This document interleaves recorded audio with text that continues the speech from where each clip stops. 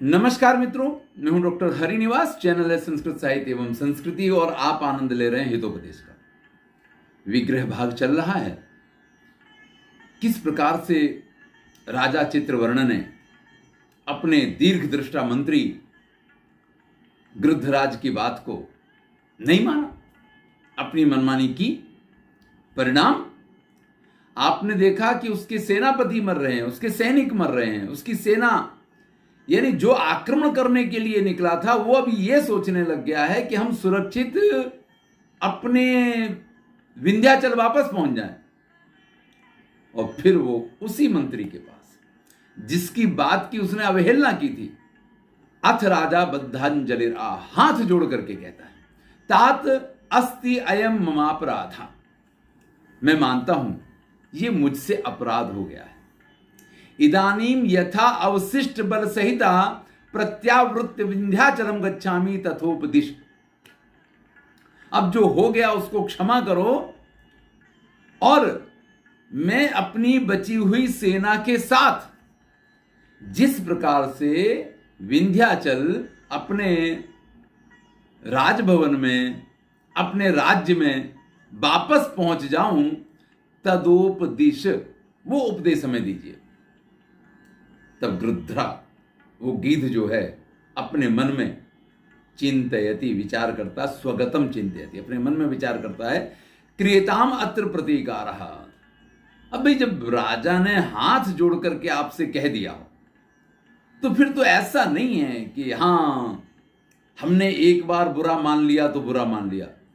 देखिए, हमारे यहां राजहट है, हमारे यहां बाल हट है और हमारे यहां स्त्री हट है, योगी हट भी है। ये चार हट बड़े ही प्रसिद्ध हैं। यानी कोई योगी जो हठ योगी होता है वो अपने निश्चय पे अड़ जाता है कि नहीं, मुझे तो ठंडी में नदी में खड़े होकर तपस्या करनी है, तो ठंडी होगी और पानी के अंदर खड़ा होकर तपस्या करेगा। अगर उसने निर्णय कर लिया कि गर्मी आएगी तो मैं चारों तरफ आग जला के, धूनी जला के और सूर्य के किरणों के बीच में बैठ के तपस्या करूंगा, तो ऐसा करेगा। तो हठ योगी तो ये होते हठी हैं। लेकिन बालक की हठ को आप जानते हैं, वो एक बार अगर किसी चीज के लिए हठ ठान लेना तो फिर माता पिता को झुकना ही पड़ता है। इसीलिए हमारे यहां ये कहा जाता है कि जो सबके सामने जीत जाए वो भी अपने पेट के सामने हार जाता है। यानी अपनी संतान के सामने प्रत्येक व्यक्ति जो है वो पराजित होता है। क्योंकि एक नियम भी है कि पुत्रात् शिष्यात् पराजय में छेद, पुत्र और शिष्य से पराजित होना अच्छा लगता है। आपको भी याद होगा, अगर आप बच्चे हैं तो अपना बचपन याद कीजिए, और अगर आप बड़े हैं तो अपने बच्चों का बचपन याद कीजिए कि जब बचपन में एक बच्चा अपने पिता से लड़ता है तो बच्चा मारेगा और पिता गिर जाएगा, अरे मैं तो लग गया, मैं तो गिर गया, मैं तो हार गया। लेकिन ये तो एक खेल होता है। वास्तव में हर पिता और हर गुरु ये चाहता है कि उसका पुत्र, उसका शिष्य उससे इतना श्रेष्ठ बने कि लोग उसके नाम से उसके गुरु को या उस पुत्र के नाम से उसके पिता को पहचाने। जैसे आज ये कहते हैं कि राम के पिता महाराज दशरथ है। दशरथ पुत्र राम कहा जाता है, लेकिन जितना राम के पिता के रूप में दशरथ की पहचान है, उतनी पहचान दशरथ के पुत्र के रूप में राम की नहीं है। ऐसे ही द्रोणाचार्य अर्जुन के कारण पहचाने जाते हैं। अर्जुन को द्रोणाचार्य ने सर्वश्रेष्ठ धनुर्धर बनाया, वो अलग बात है। लेकिन अगर अर्जुन जैसा शिष्य नहीं मिला होता तो शायद गुरु द्रोणाचार्य इस प्रकार से आज उनका नाम ना होता। तो पुत्र और शिष्य से पराजित होना अच्छा लगता है, ये बात बराबर है। तो बाल हठ में बालक की जीत होती है।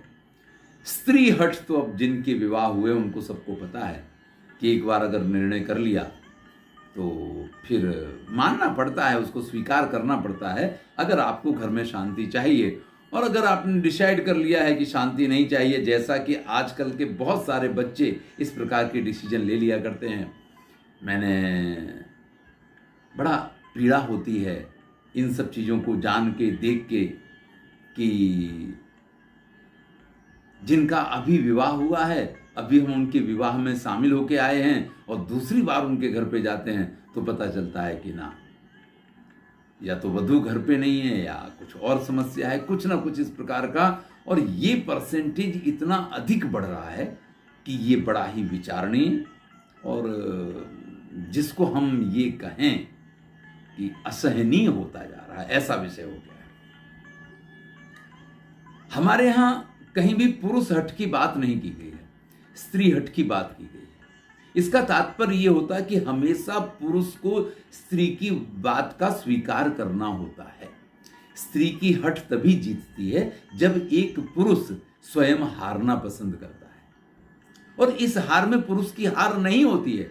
लेकिन आजकल स्त्रियां तो पहले से हठी थीं, वो कुछ और अधिक हठी हो रही हैं, और पुरुष जो है वो पहले जिस प्रकार से सहनशील था, भले कहते ये हैं कि सहनशील स्त्रियां बहुत अधिक होती हैं, पुरुष अब उस प्रकार से सहनशील नहीं रह गया है, तभी घर टूटते हैं, ये मेरा। चलिए एक अंतिम जो हट है उसकी बात करनी है, जिसके आधार पे ये बात है, वो है राजहट। लेकिन अगर राजा ने अपने हट को छोड़ करके सामने हाथ जोड़ दिए हैं, तो फिर मंत्री ये कहता है कि अब तो इसका इलाज करना पड़ेगा। राजा का नहीं, इसकी जो समस्या है उस समस्या का इलाज करना पड़ेगा। क्रियताम अत्र प्रतिकारः, अब तो इसका उपाय निकालना पड़ेगा।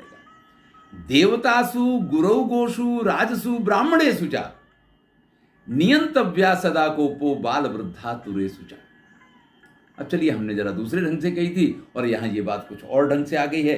कहते हैं देवताओं के सामने, गुरु यानी अपने से बड़ों के सामने, गाय के सामने, राजा के सामने, ब्राह्मणों के सामने, जो बालक होते हैं उनके सामने, जो वृद्ध हैं उनके सामने, और जो आतुर यानी रोगी हैं इनके सामने हमेशा अपने क्रोध पे काबू रखना चाहिए।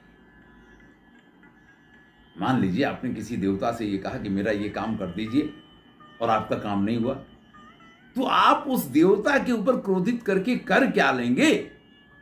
क्या बिगाड़ लेंगे उसका? ज्यादा से ज्यादा आप उसकी पूजा बंद कर देंगे। इससे देवताओं को कोई फर्क पड़ता है? मुझे तो नहीं लगता है। आपको फर्क पड़ेगा, क्योंकि आपके कर्म आपके साथ हैं, देवताओं के कर्म उनके साथ हैं, ऐसा कहीं पे नहीं कहा गया है। तो देवताओं के ऊपर क्रोध करना निरर्थक है। गुरु जो आपसे बड़े हैं, आपके गुरु हैं, आपके माता पिता हैं, इनके ऊपर क्रोध नहीं करना चाहिए। क्योंकि आप ये सोच लें कि अगर मैंने अपने माता पिता पे क्रोध करके और उनको निर्वासित कर दिया या अपने गुरु का अपमान कर दिया, इससे आप महान नहीं हो जाएंगे। जिंदगी में याद रखिएगा, जो आप अपने माता पिता के साथ करेंगे, आपके बच्चे वही आपके साथ करेंगे। ब्याज के साथ आपको वो सब चुकाना है, इतना जिंदगी में याद रखिएगा। कई बार ऐसा होता है, एक बहू जो है ना, अपनी सास की सेवा नहीं करती, फिर वो ये सोचती है कि जब मेरी बहू आएगी मैं उसको पलकों पे बिठा के रखूंगी, मैं कभी उससे कुछ कहूंगी ही नहीं, इससे हमारे बीच में कभी कुछ बिगड़ेगा नहीं, और वो हमेशा मेरी बेटी की तरह मेरे घर पे रह पाएगी। और ये सारे निर्णय बेकार हो जाते हैं, क्योंकि जो बहू लड़के की शादी होके आ जाती है, अगर आपने अपनी सास की सेवा नहीं की है तो आपकी सेवा नहीं करेगी, चाहे वो आपके लड़के को छोड़ के चली जाए, लेकिन आपकी सेवा नहीं करेगी। ये पक्का है, निश्चित है। इसलिए बड़ों के प्रति कभी भी क्रोध नहीं करना चाहिए, हमेशा सम्मान करना चाहिए। वो किसी बात पे क्रोधित हो जाएं, गुस्सा हो जाएं, आपको डांट दें, आपको उल्टा सीधा कह दें, फिर भी ये उनका अधिकार है, ये हमें स्वीकारना पड़ेगा। आप कितनी भी बड़ी पोस्ट पे हों, आप कितने भी श्रेष्ठ व्यक्ति बन गए हों, लेकिन माता पिता के लिए आप हमेशा बच्चे रहते हैं, ये जिंदगी में याद रखिए। तो उनके प्रति क्रोध नहीं किया जाता। गोशु, गाय, भाई ये हमारे जीवन का ऐसा अमूल्य प्राणी है जो हमारे समाज में पाया जाता है, जिसकी हमारे यहाँ बड़ी प्रशंसा हुई है, जिसकी प्रत्येक वस्तु उपयोगी है। गाय का गोबर हो, गाय का गोमूत्र हो, यहां तक कि गाय जो श्वास उच्छ्वास लेती है वो भी हमारे लिए उपयोगी है, वो भी हमारे लिए बहुमूल्य है। तो इसके प्रति भी क्रोध नहीं करना चाहिए। राजसु, राजा के प्रति भी आप क्रोध नहीं कर सकते हैं। यहाँ राजा आप कहेंगे, राजा तो अब रह ही नहीं गए हैं। हाँ भैया, जो भी राजतंत्र में हैं, मान लीजिए किसी पुलिस वाले से आपका सामना हो गया और आपने उठा करके उसके ऊपर कहीं गर्मी दिखा दी, परिणाम उसको नहीं भोगना है। अगर आपने एक आध थप्पड़ उसको मार भी दिया, परिणाम तो आपको ही भोगना है। और उन 2 थप्पड़ के बदले में जितने पड़ेंगे वो सारी जिंदगी याद रहेंगे। मैं अपने जीवन की एक घटना आपको सुनाता हूं। एक बार की बात है, उस समय मेरे पास बाइक हुआ करती थी, मैंने बाइक पार्क कर दी। सिर्फ 2 मिनट के लिए एक काम के लिए गया था और मैं वापस आया तो पुलिस वाला वहीं उसी बाइक के ऊपर आराम से बैठा हुआ था। आपने यहाँ क्यों खड़ी की? नो पार्किंग है। मैंने कहा गलती हो गई, थोड़ा सा काम था, 2 मिनट के लिए जाना था। नहीं बनेगी बात। अब चूंकि मैं पैसा देने में मानता नहीं हूं और उसको पैसा चाहिए था, मैं गर्म हो गया। थोड़ा अधिक ही युवान था, तब की बात है। युवान होना अच्छा होता है, लेकिन अधिक युवान होना जो है ना, वो समस्या कारक होता है। और लगभग सभी लोग कभी ना कभी अधिक युवान हो जाते हैं। तो मैंने उसके ऊपर बोल दिया कि ठीक है। उसने उठाई गाड़ी और टोइंग करवा दी, ले गया। फिर क्या है, रिक्शा करके गए, भगे दौड़े, ये किया वो किया, दुनिया भर की परेशानियां हुई और बाद में आरटीओ तक के चक्कर उसने कटवा दिए। थोड़ा सा क्रोधित होने का परिणाम जो है, तो भाई राजा यानी राज सत्ता के साथ जिनका संबंध है, उनके साथ कभी भी दुर्व्यवहार नहीं करना चाहिए, क्रोध नहीं करना चाहिए, शांति के साथ व्यवहार करके अपने काम को खत्म कर लेना चाहिए। ब्राह्मणे सुचा। देखिए, इस बात पे हमेशा विश्वास रखिए कि इस संपूर्ण सृष्टि में, जिनको मैं जन्म से जाति वाले ब्राह्मण की बात नहीं कर रहा हूं, मैं कभी जाति व्यवस्था का पक्षधर नहीं रहा हूं, मैं हमेशा वर्ण व्यवस्था का पक्षधर रहा हूं। तो मैं ये कहता हूं कि वर्ण रूप से जो ब्राह्मण है, यानी जो श्रेष्ठ हैं, जो अच्छे अच्छे कार्य करते हैं, जो श्रेष्ठ कार्य करते हैं, जो दूसरों के लिए ही अधिकांशता जीते हैं, ऐसे लोगों के साथ झगड़ा मूल नहीं लिया जाता है। प्रमाण है, चाणक्य के साथ दुर्व्यवहार करने का परिणाम नंद वंश को अपनी राज सत्ता गुमा करके और अपने परिवार का विध्वंस करवा के चुकाना पड़ा। इसलिए इन ब्राह्मणों के प्रति भी इस बात को हमेशा याद रखिए कि कभी क्रोध नहीं करना चाहिए। इसी प्रकार से बालक जो होते हैं, देखिए, आप कहेंगे कि ये कैसी बात है? आपने कहा कि बड़ों से भी हम कुछ नहीं कर सकते हैं और आप कह रहे कि बालक से भी कुछ नहीं कर सकते हैं। हाँ, यही तो हमारा जीवन है। बड़ों का आदर करना है और बालकों को प्यार करना है। सारी जवाबदारियां तो हमारे सिर पे हैं। तो अपने जीवन में बालकों के साथ भी क्रोध का व्यवहार नहीं करना चाहिए। वो तो बाल हट करते हैं, अगर हम उनकी हट स्वीकार करते हैं, हाँ, गलत चीज हो, घोड़े को उसकी लगाम को ढीला रखना चाहिए, लेकिन अगर वो गड्ढे में गिरना चाहे तो फिर लगाम को खींच के उसको रोका भी जाता है। इस चीज को बालक के संदर्भ में याद रखना चाहिए, लेकिन क्रोध नहीं। देखिए, क्रोध से कभी भी आप किसी भी बालक को बदल नहीं सकते हैं, सुधार नहीं सकते हैं, अच्छा नहीं बना सकते हैं। और प्रेम से आप किसी को भी सुधार सकते हैं, ये जीवन में याद रखिए। हम अपनी जो समस्याएं हैं, जब बालकों के ऊपर उसका परिणाम निकालने लग जाते हैं ना, तब बालक के ऊपर क्रोध करते हैं। बाकी तो बालकों का तो व्यवहार ऐसा होता है कि उस पर क्रोध किया ही नहीं जा सकता है।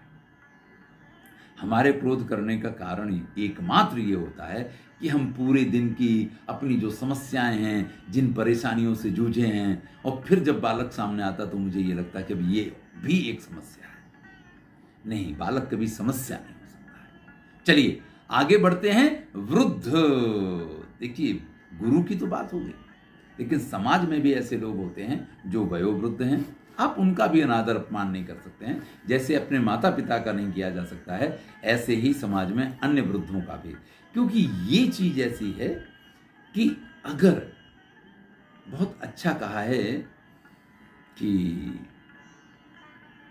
कोई गरीब हो, कोई दीन हो, कोई दुखी हो, ऐसा कोई वृद्ध समस्या वाला हो, कभी भी इनकी हाय नहीं लेनी चाहिए, क्योंकि मुई खाल की श्वास से सार भस्म हो जाए। मरी हुई खाल में से जो श्वास निकलता है ना, अब तो सब ऑटोमेटिक हो गया।